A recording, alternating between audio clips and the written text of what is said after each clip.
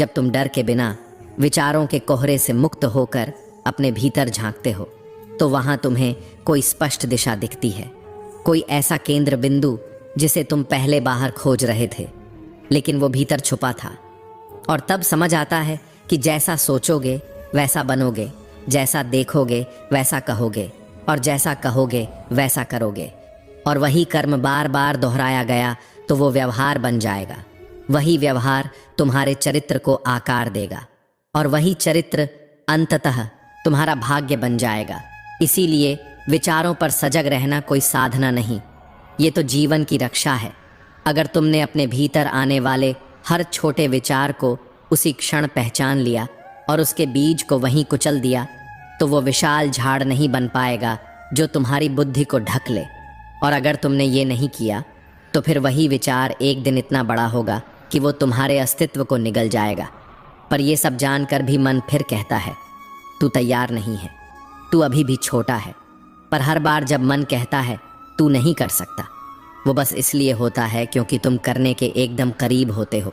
क्योंकि मन को बदलाव से डर लगता है, उसे स्थिरता पसंद है, लेकिन जीवन स्थिर नहीं है। जीवन तो एक बहता हुआ अनुभव है और जो बहाव को स्वीकार करता है वही मुक्त होता है और जो मुक्त होता है वही सफल होता है। श्री कृष्ण कहते हैं तब तक जीवन नहीं समझ आता जब तक इरादा समझ में ना आ जाए, क्योंकि हर गलती के पीछे कोई ना कोई अधूरा इरादा होता है और हर पछतावे के पीछे कहीं कोई सच्चा भाव दबा होता है जो कहता है मैं बुरा नहीं था, बस मैं सजग नहीं था। कभी कभी बस एक छोटी सी बात मुंह से निकल जाती है और उसके पीछे नीयत साफ थी, पर सामने वाले को लगा यह चोट थी। अब हम सफाई देते रह जाते हैं और मन अपने ही अंदर सुलगता रहता है, क्यों कहाँ ऐसा, क्यों निकल गया ये शब्द? क्या मैं ऐसा इंसान बन गया हूँ जो अब सोचकर नहीं बोलता? नहीं, बात ऐसी नहीं होती। हर कोई इंसान है पर हर कोई सजग नहीं, और यही अंतर जीवन की दिशा तय करता है। क्या तुम जानते हो, जब भी तुम कुछ करने जा रहे हो तो ब्रह्मांड तुमसे बस एक ही सवाल करता है, इस कर्म के पीछे तेरा भाव क्या है? यदि उस कर्म के पीछे दिखावा है तो परिणाम चाहे सुंदर दिखे पर आत्मा में दरार बन जाती है। यदि उस कर्म के पीछे द्वेष है तो सामने वाला हार भी जाए पर तुम्हारा मन कभी जीत नहीं पाता। लेकिन अगर उस कर्म के पीछे सच्चा इरादा है, चाहे परिणाम कुछ भी हो, तुम्हारा मन शांत रहता है, क्योंकि तुम जान चुके हो तुमने छल नहीं किया, तुमने केवल वही किया जो करना था, क्योंकि तुम्हारा इरादा था शुद्ध। अब कल्पना करो, तुम हर एक काम से पहले ठहरो, रुको और खुद से पूछो मैं ये क्यों कर रहा हूँ? क्या मैं सामने वाले को नीचा दिखाना चाहता हूँ या खुद को ऊंचा दिखाना चाहता हूँ? या क्या मेरा उद्देश्य केवल सच कहना है, भले ही वह कठिन हो? जब तुम रुकते हो तो इरादा स्पष्ट होता है, और जब इरादा स्पष्ट होता है तब मन की सारी उलझनें धीरे धीरे गलने लगती हैं। लेकिन ये रुकना, ये कोई सामान्य बात नहीं, ये तपस्या है, यह आत्म अनुशासन है। यह भीतर की एक ऐसी आग है जो तुम्हें बाहर से शांत और भीतर से दृढ़ बनाती है। और यही वह बिंदु है जहां माइंडफुलनेस जन्म लेती है, क्योंकि जब तुम इरादे पर ध्यान केंद्रित करते हो तो विचारों की गति धीमी हो जाती है। फिर तुम अपने ही मन को देख सकते हो बिना उसके जाल में फंसे, और जो स्वयं को देख सकता है वही आत्मा के निकट पहुंचता है। श्री कृष्ण कहते हैं क्या तुमने कभी ध्यान दिया है, सुबह आंख खुलते ही तुम्हारा मन बिना रुके सोचने लगता है, आज क्या करना है, किसे कॉल करना है, कल क्या नहीं कर पाया, क्या आज समय बचेगा? और फिर तुम अभी बिस्तर में ही हो पर तुम्हारा मन कल और आज की भूल भुलैया में उलझ चुका होता है। तुम जागते नहीं, तुम सिर्फ चलते हो एक ऐसे रास्ते पर जिसकी मंजिल किसी और ने बनाई है, क्योंकि शुरुआत तुम्हारी नहीं थी, आरंभ केवल एक आदत थी। अगर तुम आज से अपने दिन की शुरुआत मौन से करो तो क्या होगा? अगर तुम सिर्फ एक पल बैठो और पूछो अपने मन से क्या मैं आज एक बेहतर इंसान बन सकता हूँ? क्या मैं आज कुछ ऐसा कर सकता हूँ जिससे कोई अनजाना भी मुस्कुरा दे? तो वही क्षण तुम्हारे लिए ब्रह्म मुहूर्त बन जाएगा। जब तुम सुबह के पहले विचार में जागरूक हो जाते हो तो दिन भर की गति बदल जाती है। फिर तुम किसी भी आलोचना से विचलित नहीं होते, किसी भी प्रशंसा से डगमग नहीं होते, सोचिए, क्या होगा जब आप खुद को खाली होने देंगे? नहीं, ये कमज़ोरी नहीं है, बल्कि ये वो ताकत है जो आपको सबसे हल्का, सबसे सच्चा बनाती है। जैसे किसी ने वर्षों पुराना बोझ आपके कंधों से उतार दिया हो, जैसे आप पहली बार सांस ले रहे हों, बिना किसी डर के, बिना किसी अपेक्षा के। क्या आप जानते हैं, हर दिन आप जो मुखौटे पहनते हो, मैं ठीक हूँ, मैं मजबूत हूँ, मुझे कोई फ़र्क नहीं पड़ता, वो असल में आपको थका रहे होते हैं। और ये खालीपन, ये वही जगह है जहाँ आप वो सब उतार सकते हैं। लेकिन आप वहाँ पहुँचेंगे कैसे? मेडिटेशन? नहीं, केवल वो नहीं, बल्कि एक स्थिर मौन में उतर जाना, जहाँ अतीत और भविष्य नाम की कल्पनाएं केवल बाहर खड़ी रह जाएं और आप इस पल की सांस में उतर जाएं। यही पल जिसे आप रोज़ अनदेखा कर देते हैं, जो हमेशा आपके सामने था पर कभी आपके भीतर नहीं जा पाया। इस शांति में कोई शब्द नहीं होता, कोई प्रयास नहीं होता, यहाँ केवल सत्य होता है और आप स्वयं। श्री कृष्ण कहते हैं, एक बार सोचिए, सुबह जैसे ही आप आंखें खोलते हैं, क्या आपका दिमाग शांत होता है या वह पहले से ही एक दौड़ में कूद चुका होता है? आज क्या करना है, किससे मिलना है, कल जो छूट गया था वो आज कैसे पूरा होगा? क्या ये वही तूफान नहीं है जिसमें हर सुबह आप बह जाते हैं? आपका मन एक सुपर कंप्यूटर की तरह सुबह सुबह सभी अधूरे कार्यों की सूची बना लेता है और आपको खुद से दूर ले जाता है, कहीं बहुत दूर, जहाँ सिर्फ शोर है। लेकिन अगर आप रुकें, अगर आप एक पल बैठें और कहें, मैं कुछ नहीं बनना चाहता, बस खुद बनना चाहता हूँ, तो आप उस महासागर के पहले कतरे में प्रवेश कर चुके होंगे। और तब शांति कोई लक्ष्य नहीं रहेगी, वह आपकी पहचान बन जाएगी। आपका होना ही एक ध्यान बन जाएगा। इस खालीपन में न कोई बेचैनी होती है, न कोई आवश्यकता, यहाँ केवल एक अद्भुत स्पष्टता होती है, एक दृष्टि जो शोर में नहीं, मौन में जन्म लेती है। और जब ये स्पष्टता भीतर आती है तो जीवन कोई समस्या नहीं लगता, बल्कि एक सुंदर अवसर बन जाता है हर क्षण को प्रेम से देखने का। यही है वो ब्रेकिंग पॉइंट, जहाँ आप सभी मानसिक अपेक्षाओं से टूटते नहीं, बल्कि मुक्त होते हैं। आपका दिल कहता है, अब मैं अपने ही समीकरण से जीऊँगा। फिर चाहे दुनिया आपको जाने या नहीं, आप खुद को पहचान चुके होते हैं।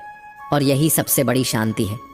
ना कोई उपाधि, ना कोई पहचान, केवल एक मौन जो बोलता नहीं पर सब कह जाता है।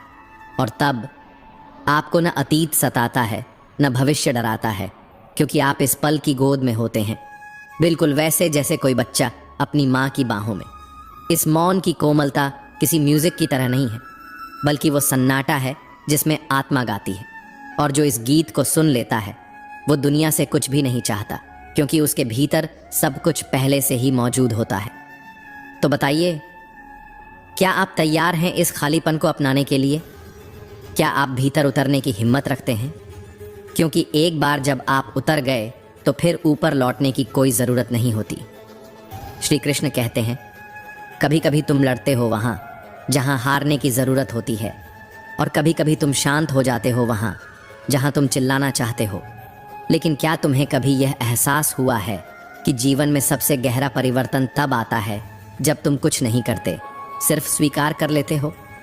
तुम्हारे भीतर जो खालीपन है वो डरावना नहीं है, वो जगह है जहाँ सारा शोर थमता है, जहाँ सारे उत्तर छिपे हुए हैं, जहाँ तुम हो, बिना भूमिका के, बिना मुखौटे के, बिना कोशिश के। और जैसे ही तुम उस खालीपन को अपनाते हो, तुम देख पाते हो कि वो खालीपन दरअसल पूर्णता है। वो तुम्हारा घर है, वो तुम्हारा स्रोत है, और वही तुम्हारा सच्चा अस्तित्व है। लेकिन तुम्हें सिखाया गया है, करते रहो, भागते रहो, पाते रहो। और इस दौड़ में तुम भूल जाते हो कि कुछ भी पाने के लिए कभी कभी रुकना ज़्यादा ज़रूरी होता है, थकना नहीं। क्या तुमने कभी खुद को ये अनुमति दी है कि तुम रुक सको? क्या तुमने कभी बहाव को स्वीकार किया है बिना डर के? तुमने खुद को इतना कसकर पकड़ रखा है कि तुम्हारी आत्मा सांस नहीं ले पा रही। और जब तुम ढीला छोड़ते हो, तब तुम पाते हो कि जिस चीज़ को तुम पकड़ कर बैठे थे वो शायद कभी तुम्हारी थी ही नहीं, और जो तुम्हारा था वो तुम्हें पकड़ कर ही रखे था, लेकिन तुमने उसकी ओर कभी देखा ही नहीं। खाली होना निष्क्रियता नहीं, बल्कि वो आंतरिक तैयारी है जो तुम्हें तुम्हारे वास्तविक स्वरूप की ओर ले जाती है। ये उस गहराई की ओर उतरना है जहाँ शब्द भी मौन हो जाते हैं, जहाँ पहचानें गिर जाती हैं, और जहाँ तुम्हारे सारे मैं ऐसा हूँ कि भ्रम झलकर राख हो जाते हैं। क्या तुमने कभी महसूस किया है कि जो सबसे सच्चा है वो तुम्हें तब मिलता है जब तुम उसे पाना बंद कर देते हो? तुम्हारी लड़ाइयाँ कभी तुम्हारे दुश्मनों से नहीं होती, बल्कि तुम्हारे ही भीतर के डर से होती हैं। वो डर कि अगर तुम रुके तो सब छूट जाएगा। लेकिन सच्चाई ये है कि जो सच में तुम्हारा है वो कभी छूटता नहीं, और जो छूट रहा है वो कभी तुम्हारा था ही नहीं। और जब तुम बहाव के विपरीत तैरना छोड़ देते हो, जब तुम नदी को अपना मार्ग चुनने देते हो, जब तुम खुद को धारा पर छोड़ देते हो, तब तुम पाते हो कि जीवन तुम्हारे लिए पहले से ही रास्ता बना रहा था। तुम ही थे जो उस रास्ते में रोड़े अटका रहे थे, अपनी उम्मीदों, अपने भय और अपनी थकी हुई आकांक्षाओं से। शायद तुम्हें खुद को बदलने की ज़रूरत नहीं है, बल्कि वो सब हटाने की ज़रूरत है जो तुम नहीं हो। जैसे कोई चित्रकार कैनवस से धूल हटाए ताकि असली रंग दिख सकें, वैसे ही तुम्हें खुद की परतें हटानी हैं ताकि तुम्हारे भीतर का सत्य उजागर हो सके। और क्या ये अद्भुत नहीं कि जब तुम कुछ भी नहीं बनना चाहते तो तुम सब कुछ हो जाते हो? जब तुम प्रयास करते करते थक जाते हो और अंततः शांत हो जाते हो, तब जीवन की सबसे मधुर आवाज़ सुनाई देती है तुम्हारे मौन में। वो मौन जो चुप नहीं है, वो मौन जो भरा हुआ है अर्थ से, प्रेम से, शांति से। और उस मौन में ही वो गूंज है जो तुम्हें वापस बुलाती है अपने भीतर की ओर, अपने सत्य की ओर। और जब तुम वहाँ पहुँचते हो जहाँ कोई भूमिका नहीं बचती, जहाँ कोई ख्वाहिश नहीं रहती, जहाँ कुछ पाना नहीं रहता, वहीं से असली जीवन शुरू होता है। बिना शुरुआत के, बिना अंत के, केवल प्रवाह में। किसी प्राचीन हिमालयी घाटी में, जहाँ सूरज की किरणें बादलों को चीरकर पर्वतों को स्वर्णिम रंग से नहलाती थीं, वहाँ एक छोटा सा आश्रम था। इस आश्रम में रहते थे गुरु विश्वनाथ और उनका शिष्य, एक उत्सुक और जिज्ञासु युवक जिसका नाम था सूरज। सूरज का मन हमेशा सवालों से भरा रहता था। वह जीवन के रहस्यों को जानना चाहता था, पर उसका मन बार बार भटकता और उसे शांति नहीं मिलती थी। एक दिन सूरज ने सुबह की प्रार्थना के बाद गुरु विश्वनाथ के सामने हाथ जोड़े और बोला, गुरुजी, आप हमेशा आनंद में डूबे रहते हैं। आपका चेहरा शांति और प्रेम से चमकता है। मैं जब भी आपसे इस खुशी का रहस्य पूछता हूँ, आप कहते हैं कि यह संसार अनंत आनंद और प्रेम से बना है। लेकिन गुरुजी, अगर यह सच है तो मेरा मन हमेशा उदास और अशांत क्यों रहता है? मैं इस संसार में इतने लोगों को दुखी और परेशान क्यों देखता हूँ? गुरु विश्वनाथ ने सूरज की ओर देखा। उनकी आंखों में करुणा थी और होठों पर एक हल्की मुस्कान। उन्होंने उन्हें गहरी सांस ली और बोले, सूरज, यह सब माया का खेल है। संसार का मोह और अज्ञान, ये दोनों एक ही सिक्के के दो पहलू हैं। मन का दुख इन्हीं से जन्म लेता है। सूरज ने भौहें सिकोड़ते हुए कहा, गुरुजी, माया, मोह, अज्ञान, ये सब मेरे लिए किताबी बातें हैं। मैं इन्हें समझना चाहता हूँ, लेकिन ये मेरे लिए सिर्फ शब्द हैं। मैं इन्हें अपने जीवन में कैसे अनुभव करूँ? गुरु विश्वनाथ ने सूरज की बात सुनकर हल्के से हंस दिया। उनकी हंसी में एक गहरा रहस्य छिपा था। उन्होंने कहा, सूरज, आज रात हो चुकी है। यह विषय गहन है। हम इस पर जल्द ही बात करेंगे। धैर्य रखो। सूरज ने गुरुजी की बात मान ली, पर उसके मन में सवालों का तूफान उठ रहा था। अगले कुछ दिन बीत गए, लेकिन गुरुजी ने माया या मन के बारे में कोई चर्चा नहीं की। सूरज का मन अधीर होने लगा। वह सोचने लगा, क्या गुरुजी मुझे भूल गए? क्या वे मेरे सवाल का जवाब नहीं देना चाहते? एक सुबह जब आकाश में गुलाबी रंग बिखर रहा था, गुरु विश्वनाथ और सूरज नदी किनारे स्नान करने गए। नदी का पानी ठंडा और स्वच्छ था और उसकी कलकल की ध्वनि मन को शांति दे रही थी। स्नान के बाद गुरुजी ने कहा, सूरज, आज हम आश्रम तक एक नया रास्ता लेंगे। यह रास्ता थोड़ा कठिन है, पर छोटा और सुंदर भी है। सूरज उत्साहित हो गया। दोनों गुरु शिष्य पहाड़ों के बीच एक पतली पगडंडी पर चलने लगे। रास्ते में घने जंगल, फूलों की सुगंध और पक्षियों की चहचहाहट थी। तभी एक मोड़ पर उन्हें एक विशाल सूखा बरगद जैसा पेड़ दिखा। यह पेड़ कुछ अजीब सा था। इसकी टहनियाँ टेढ़ी मेढ़ी थीं और इसकी छाल पर समय की गहरी रेखाएं उकेरी हुई थीं। पेड़ के आसपास एक रहस्यमयी सन्नाटा था, मानो यह कोई साधारण वृक्ष नहीं बल्कि कोई प्राचीन आत्मा हो। जैसे ही गुरु विश्वनाथ उस पेड़ के पास से गुजरे, अचानक वे रुक गए। उनके चेहरे पर एक अजीब सी व्याकुलता छा गई। वे पेड़ की ओर खींचते चले गए और उसकी छाल को दोनों हाथों से जकड़ लिया। फिर एकाएक वे जोर से चिल्लाए, सूरज, जल्दी आओ, इस पेड़ ने मुझे पकड़ लिया है, मैं इससे चिपक गया हूँ, मेरी मदद करो। सूरज स्तब्ध रह गया। उसने अपने गुरु को कभी इतना असहाय और परेशान नहीं देखा था। गुरुजी की आवाज में दर्द और घबराहट थी। वे फिर चिल्लाए, सूरज, क्या तुम मेरे शिष्य नहीं हो? दूर खड़े क्यों हो? जल्दी मेरे पैर खींचो। ये पेड़ मेरी सारी शक्तियां सोख रहा है। मुझे अंदर से बेचैनी हो रही है। सूरज का मन डर और आश्चर्य से भर गया। वह सोचने लगा, यह कैसे संभव है? गुरुजी इतने शक्तिशाली हैं, वे तो पहाड़ों को हिला सकते हैं, फिर यह पेड़ उन्हें कैसे पकड़ सकता है? उसने डरते डरते पेड़ की ओर देखा और सोचा, कहीं मैं भी इस पेड़ के पास गया तो यह मुझे भी न पकड़ ले, फिर हम दोनों की मदद कौन करेगा? तभी उसने हिम्मत जुटाई और दूर से ही बोला, गुरुजी, आपने कितने लोगों की मदद की है। आपने हमें सिखाया है कि मन को नियंत्रित करना ही सबसे बड़ी शक्ति है, फिर आज आप मुझसे मदद क्यों मांग रहे हैं? गुरु विश्वनाथ ने और जोर से कहा, सूरज, यह समय तर्क करने का नहीं है। मेरे पैर पकड़ो और मुझे इस पेड़ से अलग करो। मेरा शरीर इसकी छाल में ढस रहा है, मेरी मांसपेशियों में ताकत नहीं बची, मैं बहुत बेचैन हूं। सूरज ने हिम्मत करके पेड़ के पास कदम बढ़ाए।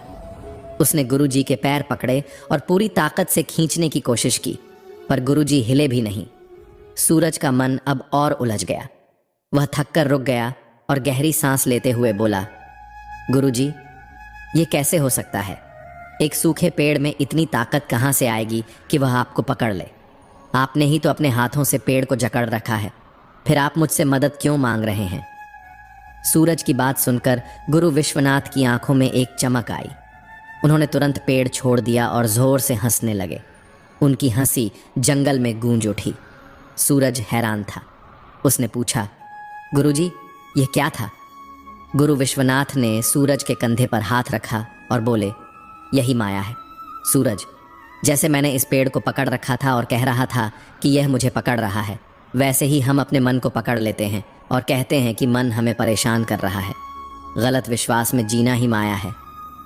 सूरज अभी भी पूरी तरह समझ नहीं पाया। उसने पूछा, गुरुजी, जब हम जानते हैं कि मन हमें परेशान करता है तो हम उसे छोड़ क्यों नहीं पाते? गुरु विश्वनाथ ने एक गहरी सांस ली और बोले, क्योंकि हम बाहरी सुखों से अपनी तृप्ति खोजते हैं। हम इच्छाओं को पकड़ लेते हैं। इच्छाएं ही मन को जन्म देती हैं और मन को पकड़ना ही माया है। इस माया के कारण हमें लगता है कि हम कमज़ोर हैं, कि हम फंस गए हैं। लेकिन सत्य यह है कि हम हमेशा मन से शक्तिशाली हैं। हम मन के स्वामी हैं। जब चाहें अपने ध्यान को मन से हटाकर उसे शांत कर सकते हैं। इससे हमें यह भी पता चलता है कि मन हमसे है, हम मन से नहीं। लेकिन इच्छाओं के पीछे भागते भागते हम यह सत्य भूल जाते हैं और खुद को कमज़ोर समझने लगते हैं। यही माया का जाल है।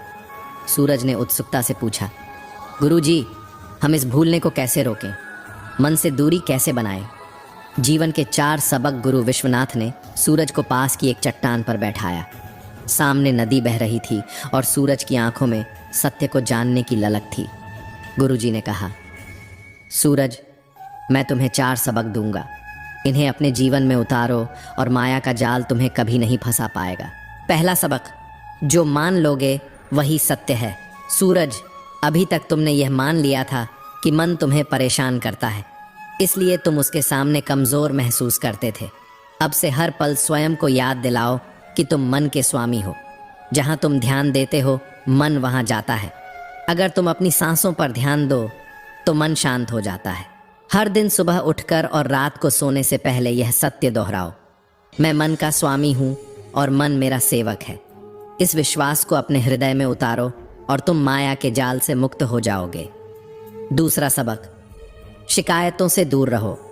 यह संसार तुम्हारे मन का प्रक्षेपण है।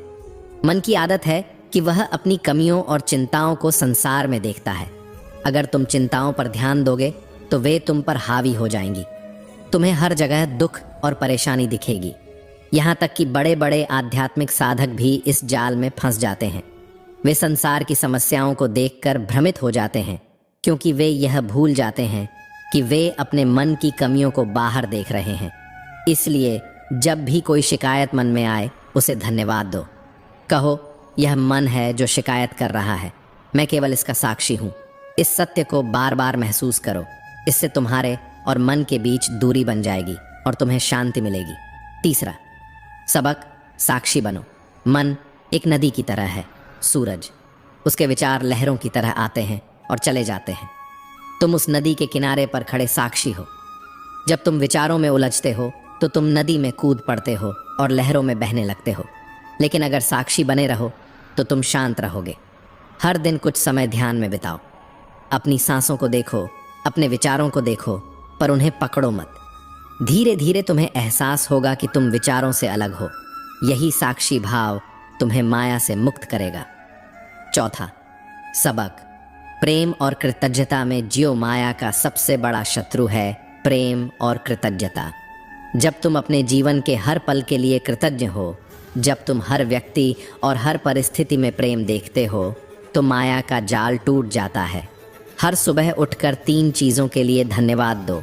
हर रात सोने से पहले 3 लोगों के प्रति प्रेम महसूस करो। यह प्रेम और कृतज्ञता तुम्हारे मन को शुद्ध करेगी और तुम आनंद के सागर में डूब जाओगे। कभी सोचा है कि माफ़ी मांगना सिर्फ एक शब्द नहीं, बल्कि उस अहंकार को तोड़ देना है जो दिलों के बीच दीवार बनाता है। और माफ़ कर देना वो कोई उपकार नहीं, बल्कि अपने भीतर के बोझ को उतार देने की चुप्पी है। वक़्त के पास कोई चेहरे नहीं होते, लेकिन वो हर इंसान को आईना ज़रूर दिखा देता है, कभी गुरूर में, कभी मजबूरी में। और अगर तुम्हारा वक़्त अच्छा है तो ख़ुद को मत भूल जाना, और अगर बुरा है तो अपने लोगों को मत खो देना। त्याग बिना भाग्य नहीं खिलता, कुछ छोड़े बिना कुछ भी नहीं मिलता।